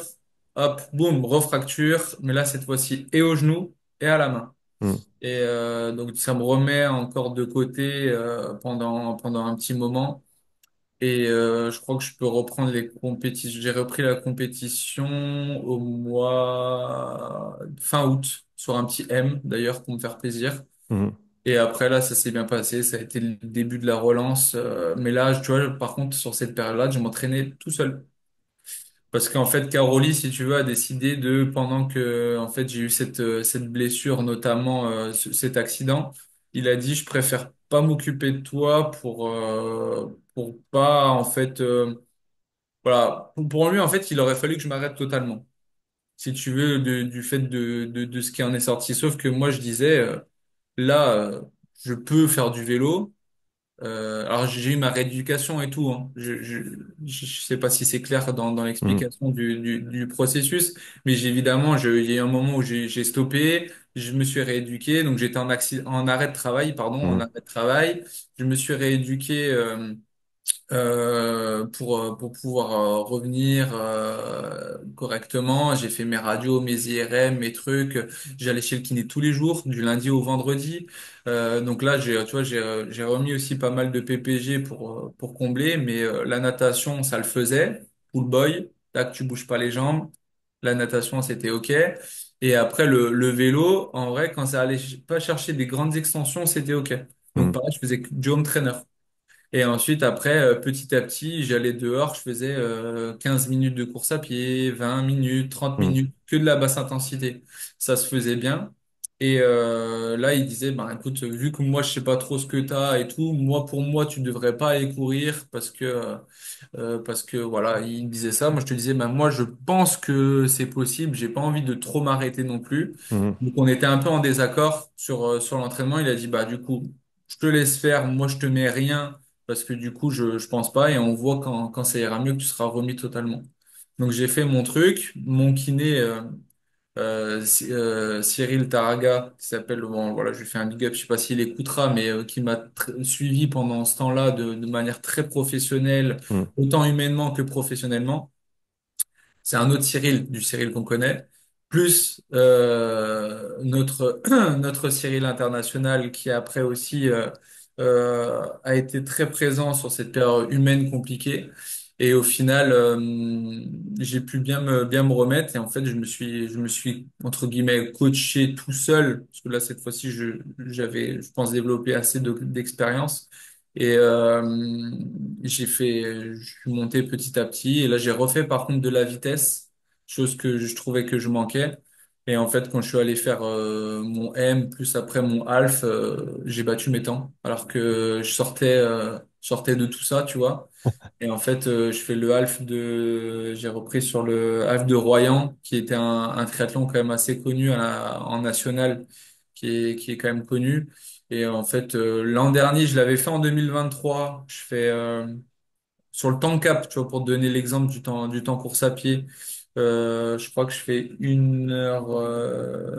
Je n'ai pas envie de te dire de bêtises. Je crois que je fais 1h16 ou 17. Et là, cette année, je fais quasi 5 minutes de moins. Tu vois? Ouais.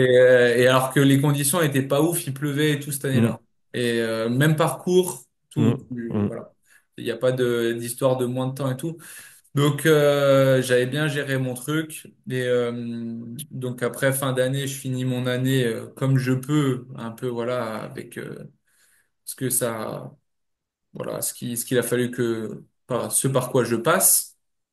Et ensuite, ben après, on a arrêté la collaboration avec Caroli hein, d'un commun accord. Je pense qu'on est arrivé au bout de quelque chose. Je le remercie d'ailleurs très bien de m'avoir façonné jusqu'à maintenant. Mhm. Voilà, c'est quand même sixième amateur Hawaï, 8 heures, je crois que j'ai un record en 8h12 sur full. Je fais 11e à l'Ambraman en Mhm. 2023. Je fais deuxième aussi de ma première course pro au championnat d'Espagne, etc., etc. D'ailleurs, il y a ma vidéo YouTube, ma deuxième vidéo YouTube qui parle de cette course-là, pour ceux que ça intéresse, où tu vois vraiment l'avant, le pendant, l'après. Mhm. Je pense qu'elle est assez intéressante. Et voilà, il m'a bien façonné. On est arrivé à un bout et puis maintenant j'ai changé, on va dire, d'approche où je suis plus sur de la qualité tout temps qu'on utilise à s'entraîner, faut qu'il soit utile et surtout bien penser en premier à la récupération et au sommeil.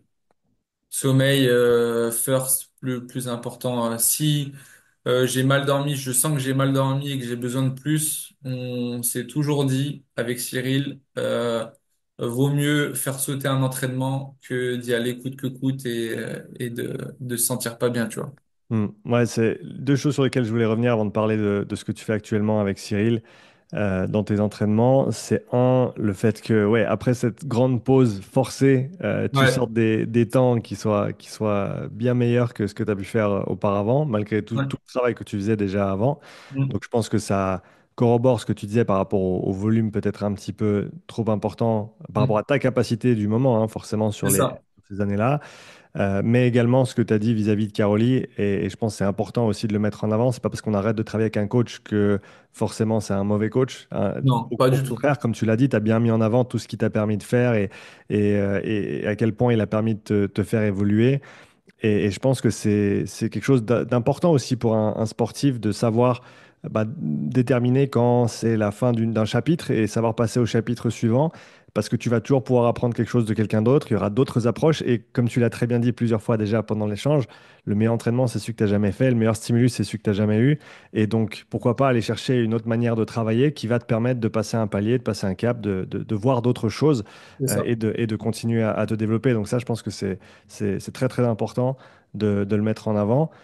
Par rapport à ça, donc maintenant, tu te situes à combien d'heures d'entraînement semaine à peu près Là, on est entre 18 et 23 heures. par Tu vois? rapport à tes 30-33 que tu faisais Ouais, avant? c'est ça, exactement. Donc on a beaucoup diminué parce qu'on fait un énorme focus et il me le répète sans arrêt et il a raison. Que voilà, si à un moment tu as mal dormi, on réadapte et on réadapte la journée, quitte à Mhm, prendre un repos en plus. mhm, Avant, tu vois, j'étais à toujours, même, tu vois, ça c'est Caroli aussi qui me l'a inculqué, un repos, un jour off de sport par semaine. Avant, moi, je connaissais pas ça.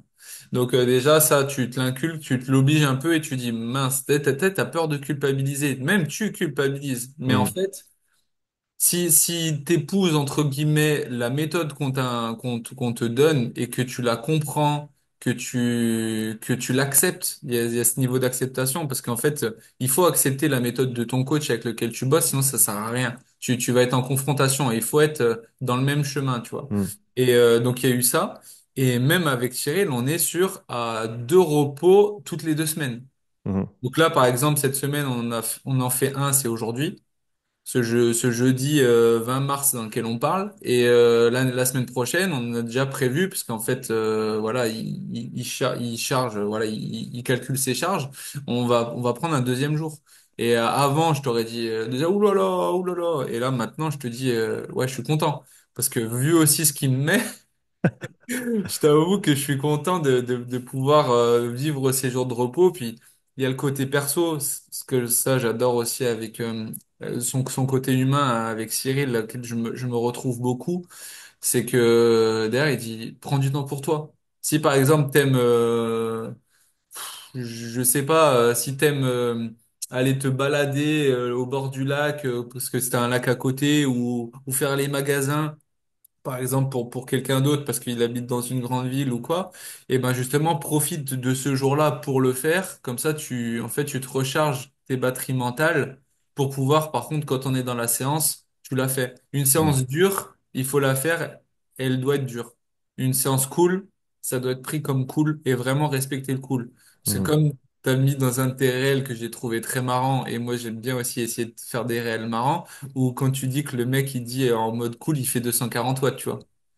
Tu vois, alors ça, depuis quand tu fais cool à 240 watts alors que ta Z1 c'est 180 watts, tu vois. Ouais, ouais, c'est ça. Tu vois? Et bah voilà, c'est typiquement ça. Et ça, tu t'apprends vraiment à l'apprécier. Et c'est ce qui te permet en fait de récupérer mentalement et physiquement. Et quand Mhm, ça doit être dur, tu sais que c'est dur et là tu te la mets. mhm. Et là, après, tu as des développements qui sont là, quoi. Cette construction, elle se fait bien, quoi. Quelle nouvelle facette de l'entraînement t'as abordé ou quelles nouvelles approches tu utilises aujourd'hui avec Cyril que tu n'utilisais pas avant et qui te permettent de progresser ou tu vois vraiment un intérêt de ces différentes manières de travailler? Alors là, on a tiré différents leviers. Alors, on peut pas tout bosser, hein. Évidemment, tout bosser d'un coup, sinon tu bosses les choses mal. Il te dirait la même chose. Les deux leviers sur lesquels on a beaucoup axé cet hiver depuis qu'on a commencé, c'est un, la respiration, chose dont tu as parlé, et toi aussi, t'es un gros connaisseur sur ça. Et deux, c'est mon rendement mécanique à pied. Mhm, Ma manière de courir, pour ceux qui me connaissent et qui savent comment je cours, était assez immonde. Où t'avais vraiment l'impression de je cours debout, un peu tête en arrière, avec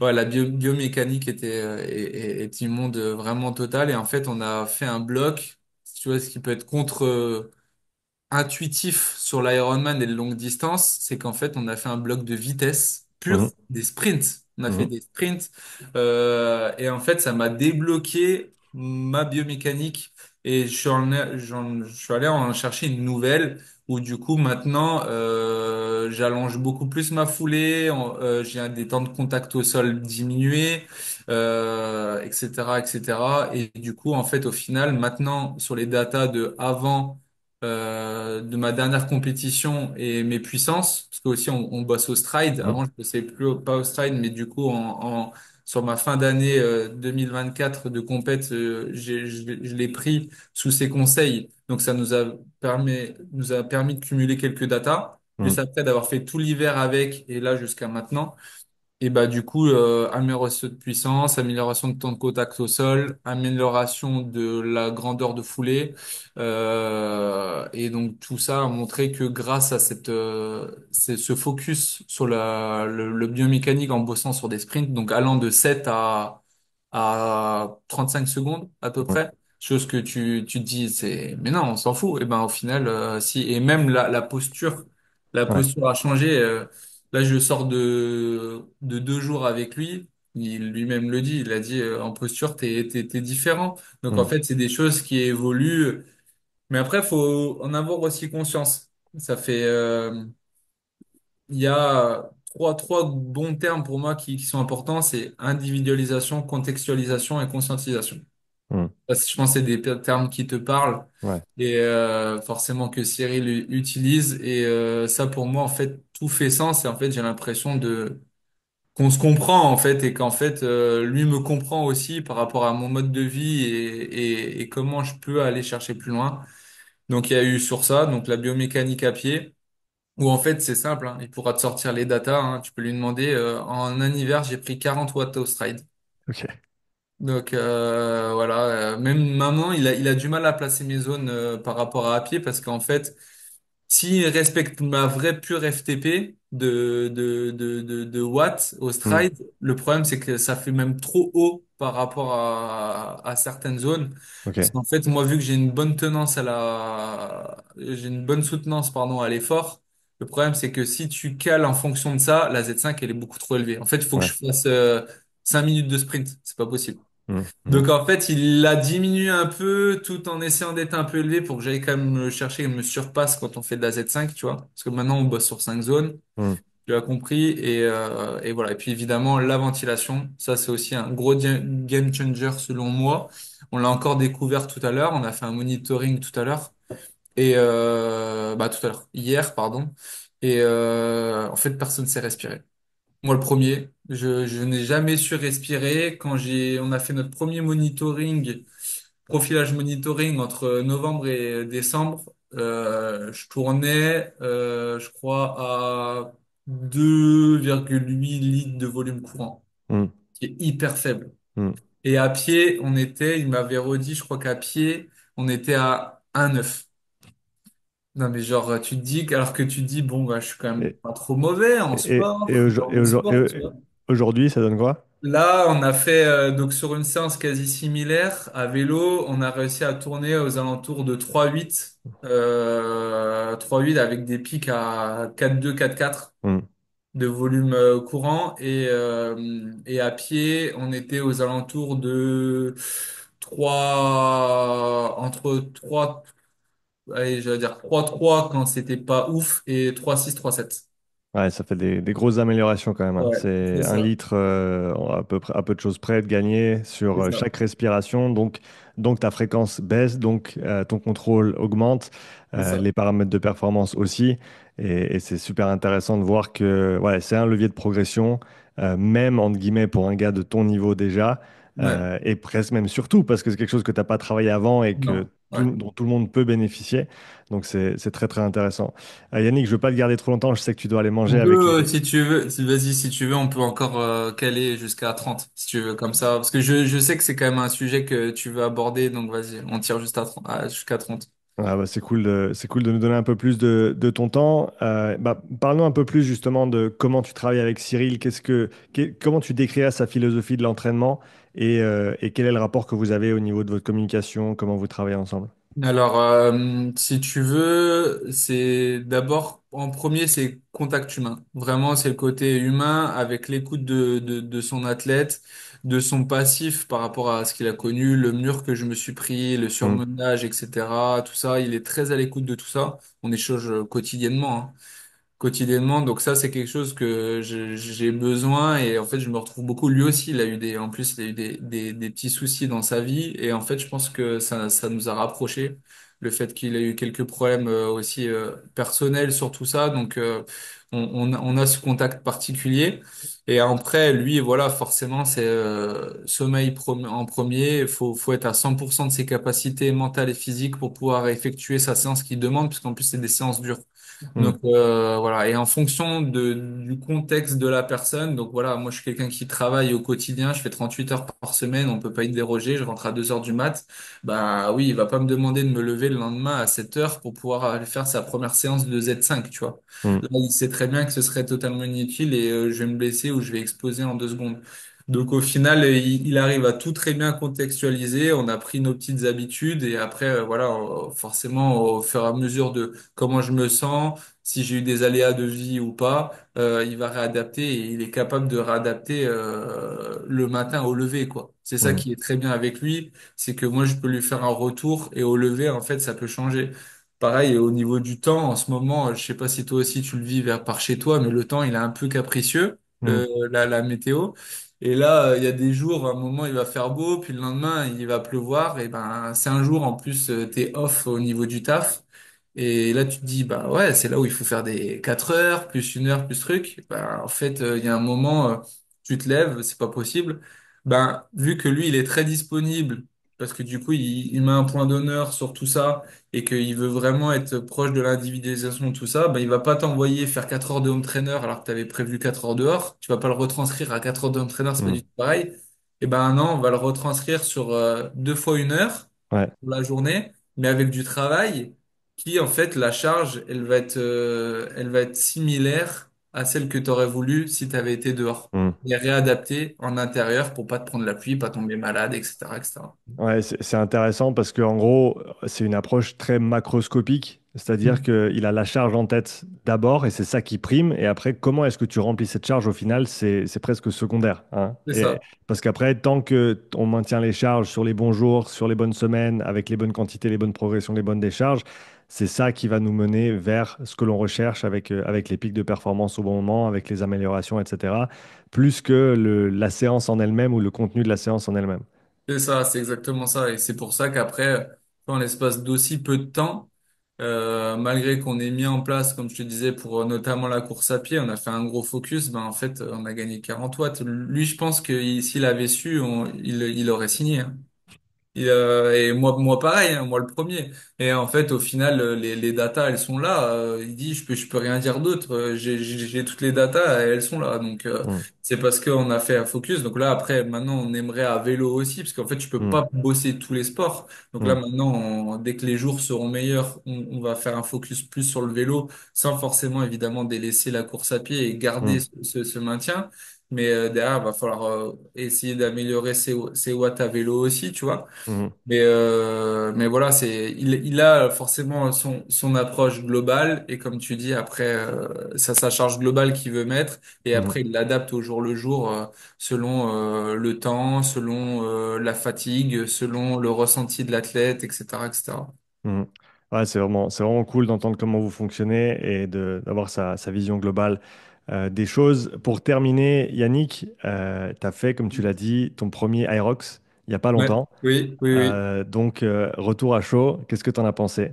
Alors moi je me suis régalé parce que du coup tu vois au final ça se rapprochait un peu des WOD que je faisais quand je préparais les forces spéciales. Hmm, Donc en fait au final moi je me disais ouais c'est stylé. Moi tu sais que j'ai eu un intérêt pour le CrossFit une période quand j'étais aussi encore en gendarmerie et que j'avais mis de côté un peu le sport d'endurance. mhm, Mais là par contre je me suis dit non trop dur. En vrai par rapport à l'âge que j'ai plus le tout ce que ça demande en haltéro et en technique, je me hmm, suis dit je vais me blesser.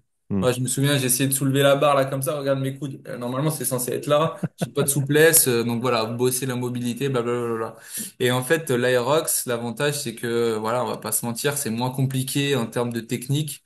Mhm, Faut être hybride, faut être fort, mais du coup, il y a le côté aussi course à pied qui fait que ben c'est un truc où je m'y retrouve. mhm, Donc pour l'avoir fait, donc le premier, j'ai eu cette opportunité d'aller à Toulouse, donc ce début d'année. Donc j'y suis allé forcément en amateur. J'ai récupéré la place de quelqu'un hein, qui le vendait, qui pouvait pas. Donc j'ai racheté sa place et j'y suis allé et je me suis dit j'y vais. Ça c'était l'objectif que je me suis mis sans entraînement. Je ne veux ouais, pas m'entraîner, je ne veux toucher à aucun agrès, tu vois, pour voir où j'en suis. Juste voilà, point barre. Donc, je suis arrivé, j'ai découvert les arrêts. Bon, j'ai regardé des vidéos YouTube évidemment pour voir ce que c'était, mais voilà, je suis arrivé, aucune technique travaillée, rien du tout. Ma vidéo YouTube sur cet Aerox est sortie, vous pourrez aller voir aussi, vous allez pouvoir rigoler et de certaines techniques, tu vois. Et au final, bon voilà, je fais 1h03 en amateur. Je sais pas, je pense que c'est un bon temps. Tu pourras me dire, tu connais mieux. Je me dis, bon, c'est pas mal parce que bon, la course à pied, forcément, ça m'a fait gagner du temps, mais il y a énormément de temps à gagner sur le wall ball. Moi, mhm, c'était un massacre. J'ai ouais, très mal ressenti. Et je pense sur les sleds. hmm, Et du coup, ça, je me dis, maintenant, j'ai regardé, je vais finir ma saison de triathlon aux alentours de septembre. Et en fait, j'aimerais m'inscrire à l'Aerox en novembre à Bordeaux. Et là, pareil, c'est Cyril, ça l'enjoue vachement parce qu'il se dit, j'y connais pas, mais en fait, j'ai trop envie de voir quelles sont les stratégies de mise en place. Tu vois, lui, il adore tout ça, tu vois. ouais, Il me dit, il va fort qu'on moniteur. D'ailleurs, on aura besoin de toi pour tout ça. On va essayer de faire un truc tous ensemble, si ça te dit, c'est pour clair. essayer de monitorer la Hmm, stratégie de ventilation pendant l'aérox, la stratégie, bah voilà, les techniques, tout ça. Donc toi, t'es très bon sur tout ça bah, qu'on puisse mettre en place toutes ces compétences, connaissances qu'on a pour pouvoir faire au mieux. Donc, ça hmm, restera aussi en amateur cette fin d'année pour en gros vraiment faire un cassage de temps, tu vois, et que derrière je sois prêt, ben voilà, que je sache faire mes wall balls correctement, sans que je tombe à moitié ou autre, tu vois, et que j'ai la technique sur le ski erg et compagnie. Et ensuite, après, une fois que j'aurai fait ce temps, en fonction de ça, bah, pourquoi pas tenter le côté pro Aerox aussi, tu vois? mhm, mhm. Parce Ouais, qu'en fait, je m'en sors pas mal. Je pense que, en fait, à la base, je pense que je suis un athlète hybride. Au vu du physique que j'ai, hmm, 1m78, 73 kilos, je pense que je suis naturellement hybride. Et comment je l'ai formé aussi, j'ai buildé mon corps au fur et à mesure des années hmm, avec la gendarmerie et tout ça. Je pense que je suis quelqu'un comme ça et ça me convient aussi, tu vois. hmm. C'était un plaisir de t'avoir, Yannick, sur le Ouais, podcast, merci d'échanger Sean. avec toi, d'apprendre un petit peu ton parcours, ton évolution. Merci d'avoir été très ouvert et transparent avec tes différentes expériences aussi, les choses qui ont bien fonctionné, les choses qui ont moins bien fonctionné. Je pense que beaucoup de gens vont pouvoir en tirer des choses intéressantes et essayer de les retranscrire dans leur propre pratique. Où est-ce que les gens peuvent te retrouver et suivre tes aventures en ligne s'ils le souhaitent? Ben alors sur Instagram, page Facebook, LinkedIn, ouais, je suis partout, Strava aussi, je mets tout.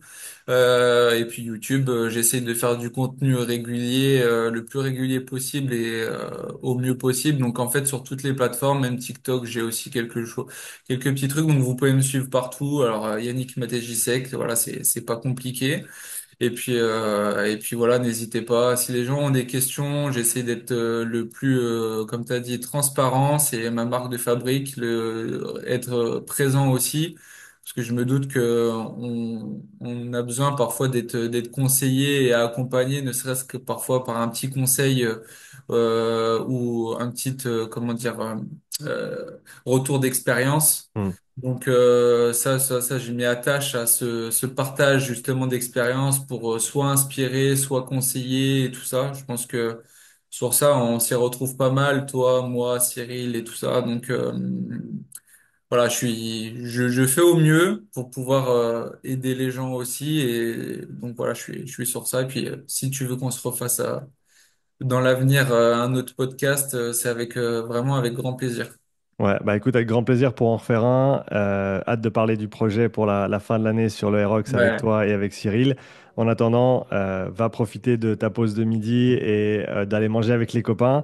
Et on se tient au courant pour la suite. Merci Ouais, Yannick. c'est quoi. Merci à toi, Sean. Avant de te quitter, je voulais t'en dire un petit peu plus sur le sponsor de ce podcast. All You Need Nutrition est une marque de compléments alimentaires de la plus haute qualité made in France. D'ailleurs, quand ils m'ont contacté au début, ma femme, qui est nutritionniste de formation, avait pas mal de questions sur les différentes composantes qu'ils utilisent. Alors on s'est fait un call de près de 2 heures avec Myriam, qui est à l'origine de toute la gamme All You Need. Après l'appel, ma femme était très contente de toutes les réponses que Myriam a pu lui apporter et était plus qu'heureuse de collaborer avec une marque de cette qualité. Et si ma femme dit oui à une marque de compléments alimentaires, moi je suis les yeux fermés. Personnellement, j'adore leur whey que j'utilise après chaque entraînement en renfo ou alors dans mon yogourt le matin si je veux un peu plus de prot. Elle est pas trop sucrée et le goût cacao est top, en plus elle se mélange vraiment bien. Leur produit One est génial si tu veux un léger coup de boost en plus de toutes les vitamines et les minéraux qu'il peut te manquer si tu t'entraînes sérieusement. Ma femme préfère prendre une seule dosette, moi j'en prends deux, alors assure-toi de trouver la dose qui te convient. Mention spéciale pour leur shaker qui est littéralement le meilleur shaker que j'ai utilisé ces 15 dernières années. Ça fait plus de 2 mois qu'on utilise leurs produits et on est vraiment très content de pouvoir travailler avec eux. Alors si tu veux soutenir ce podcast, clique le lien dans la description et découvre toute la gamme All You Need et utilise le code UPSIDE pour bénéficier de 10% de rabais sur ta prochaine commande. Merci et à bientôt pour le prochain épisode.